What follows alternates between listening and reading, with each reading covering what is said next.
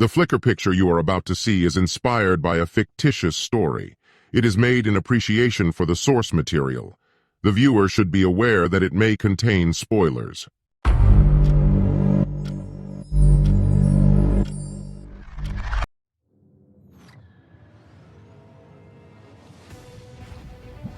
We are warriors born and bred. We're the watchmen in the night, the undulled blade, the iron-plated shield ever ready.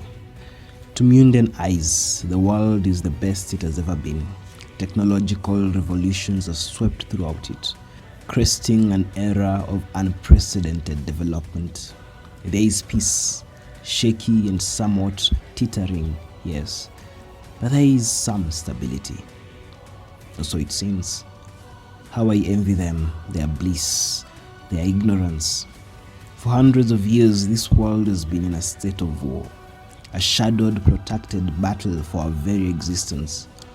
Fell entities from hell dimensions seek to subsume this realm, cloak it in their evil. Hundreds of thousands of these abominations beat at our gates, hate-maddened eyes gleaming as they gaze at earth. He would have been overwhelmed long ago had it not been for Raziel and the gifts he gave to mankind, the mortal instruments. The mortal cup was granted to Jonathan Shadowhunter, the first of our number, that he may birth the race of warriors, watchmen who will not shy away from their duty, dedicated to the defense of this world with their blood and bones, their flesh and will and souls. The mortal sword, that it may be a beacon of justice, drawing truth from those who cleave to deceit. For we must police ourselves. None may grow weary, none may sleep at their posts, else all will be lost. The mortal glass is lost to myth and history, but all three hold a promise. Raziel's parting gift, a promise of aid should we ever be overrun or need the intervention of one of the firmament's mighty sons. And so we have fought, we have bled, we have died and passed on, even as our very bonds still serve. We have been faithful, we have been true, and so shall it ever be.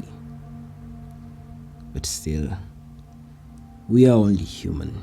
We love and lie. When cut, we bleed. When worn, we cry. And bereaved, we cannot help but mourn in grief.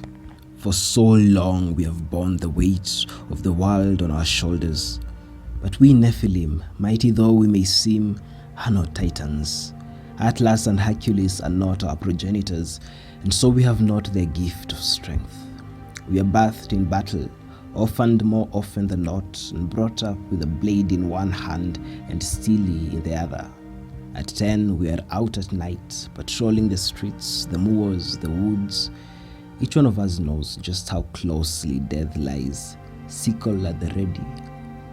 We buckle under the weight of the law, shackled to the discipline that we must cow to.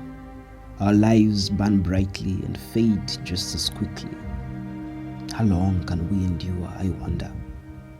It is in moments like this, clad in white, watching as the flames lick away the shrouded flesh of a fallen friend, I wonder and ask myself, how much more can we bear? And yet I gleam with a sort of pride. He may have fallen, but all his life he has been a bastion of strength. He has hunted demons in the night, seraph blade held aloft, eyes burning with fiery retribution. His hand has wrought great deeds. How many lives has this warrior saved? Dozens, hundreds? More than that. He possessed intellect to rival that of any Mundan inventor. See what tools he has shaped for us. See what vision he has inspired in us. See what love he has borne for us, his friends, his family, and what grace he has extended to one who had wronged us. Ave Aquivel Christopher Lightwood. Your light shall burn on in us, we who had the pleasure to know and love you. Rest, you of all people have more than earned it.